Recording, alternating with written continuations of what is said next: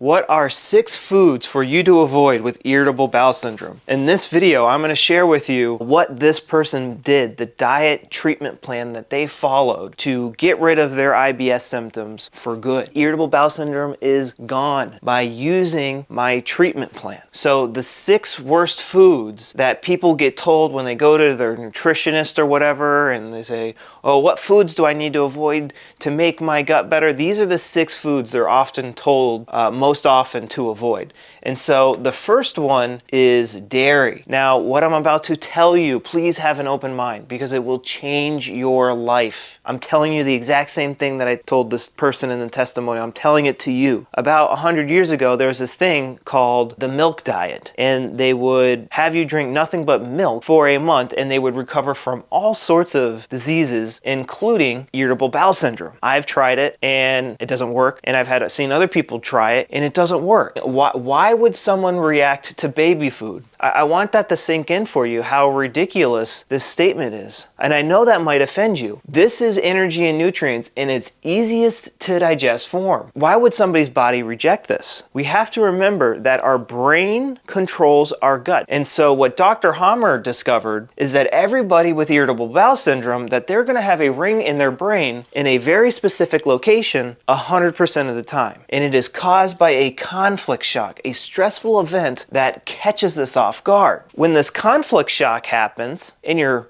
drinking a glass of milk, you're eating a sandwich. One example is how one person became allergic to dairy, and this example is from Dr. Alvin de Leon, is there's this little girl, and every night before bed, she would have a glass of milk and cookies with her father. And then one day, her father died in a car accident. And every time she goes to have a glass of milk, she thinks about her father and she gets diarrhea.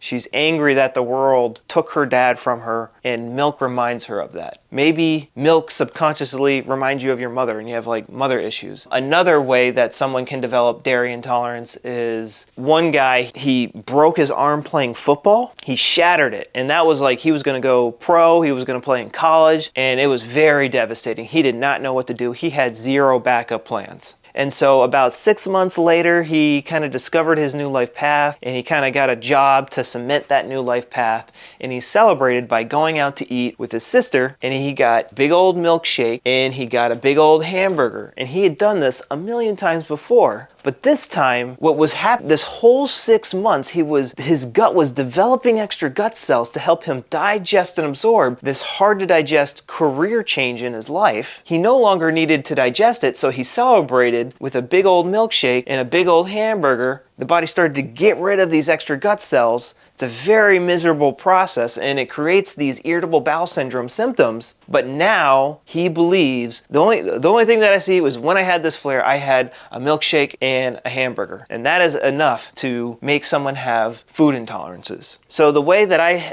like to help people see that these foods are okay, take some milk, take some dairy, take some cheese, take some butter, and rub it on your skin. Does your skin become inflamed? No. Then the physical properties, the chemical properties of this food are not triggering irritable bowel syndrome. They're not triggering, IBS. Gluten is another very popular one. I didn't become allergic to gluten until I read a bunch of keto books, the specific carbohydrate book, the GAPS diet, and they demonized gluten. It changed my perception of them. After reading these books, all of a sudden my mind believed with all of its heart that gluten is the devil. Starches are the devil. Only thing that changed was my perception. Maybe it's linked back to a traumatic event. Maybe it's just a perception shift. Usually it's a little bit of both. There's a lot of diet plans that demonize meat. When your gut is going through this process of cell proliferation, it's using protein. It's putting extra meat on you, and then it's removing it, which costs protein. Do the chemical properties of meat and the physical properties of meat cause inflammation in the body? Take that meat, rub it on your skin. Does your skin become inflamed? The answer is no.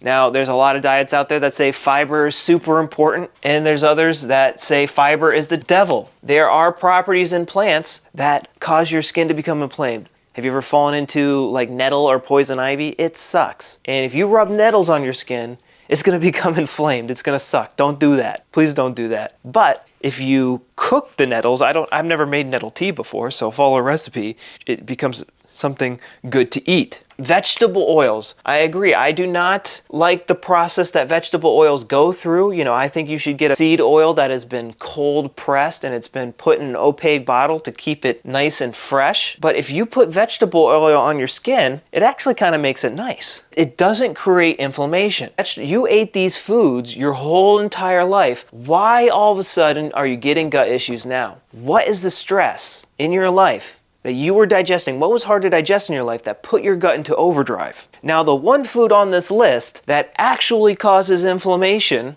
is spicy foods. If I put hot sauce on my skin, it physically damages it. The chemicals in the hot spicy peppers physically damage my skin. If I put it in my eyes, you probably go blind. But if you're going through an IBS flare, an irritable bowel syndrome flare, you need to start to believe that all food is safe. The only reason you react to it is because you believe it's not safe, because it's linked to a traumatic event in your past, whether it is a flare or the traumatic event itself. But once you start to see all foods are safe, you will not react to foods anymore. And I see it happen overnight. I see it happen over the course of maybe a month or a week. But I've literally seen people gain 20 pounds in a month just because they stop blaming food for their symptoms. It is a ridiculous concept to think that energy and nutrients aren't good for you. And this concept, this theory, wasn't even allowed to exist 100 years ago because you only had access to the food in your area. So if you were allergic to anything, you were probably going to starve to death. So like you couldn't even entertain the idea. If you would like more of this 30-day plan on how to address the root cause of IBS, of irritable bowel syndrome, then click on the link below to my 30-day program on my IBS treatment plan. I'm Mike the Heal Your Gut Guy. Hit the like button, hit the subscribe button, because I am the only gut health expert that's going to share with you the root cause of your IBS. Your mind controls your gut. Remember that, guys.